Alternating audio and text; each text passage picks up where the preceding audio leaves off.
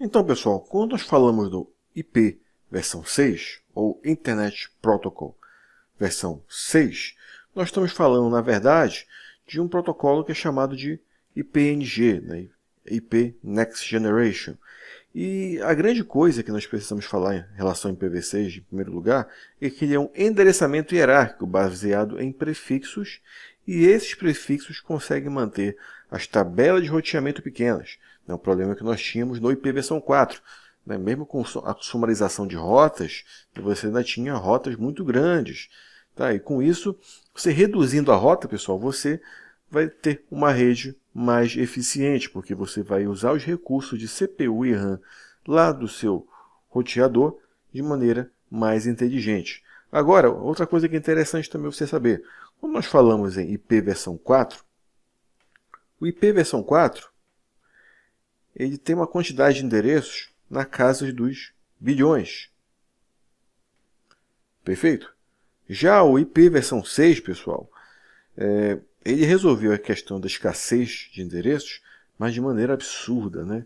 Você tem agora algo na faixa de 1 decilhão. Né? Mas, Bruno, o que é 1 decilhão? Deixa eu explicar um pouco melhor, né?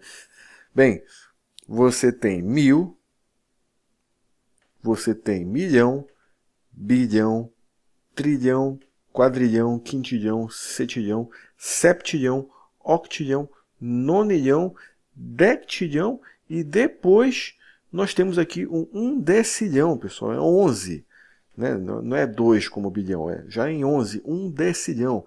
Então, se você pegar esse valor aqui, né, o valor de endereço IP versão 6, que é aproximadamente aí, são 301 decilhões,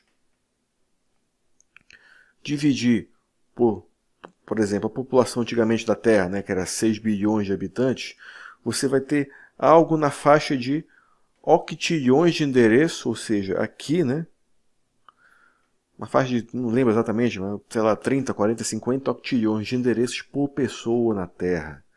Ou seja, dá para você pegar cada fio de cabelo seu e transformar em fibra ótica e colocar um endereço IP e ainda vai sobrar. Tudo bem? Então, a questão da escassez de endereço foi plenamente resolvida. E outra coisa interessante também é que você tem mecanismo de qualidade de serviço embutido nesse protocolo. Ou seja, você pode diferenciar classe de serviços de acordo com o tipo de dados, seja voz, vídeo, dados, você pode distinguir esse tráfego na rede.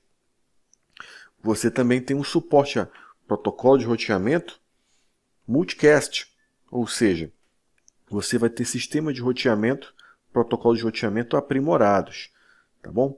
E além disso, você vai ter criptografia e autenticação também embutidas. Antigamente você tinha que usar tecnologias como IP Security ou IPsec, que te oferece criptografia e autenticação, mas você vai precisar, né, você precisava ter um software à parte, né, você precisava ter um anexo à parte específico e equipamentos que suportassem isso.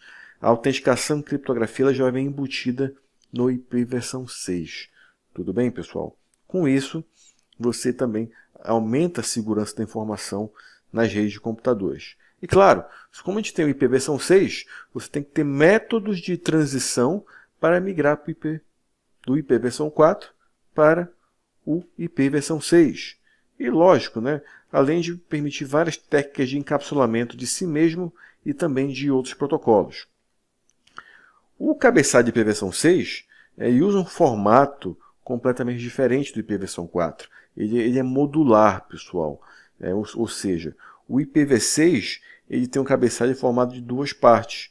Uma parte chamada de tamanho fixo, onde aquelas informações são necessárias, né, elas são fixas, você não pode removê-las. E você pode ter cabeçalho de extensão, ou seja, você pode ou não ter esses cabeçalhos.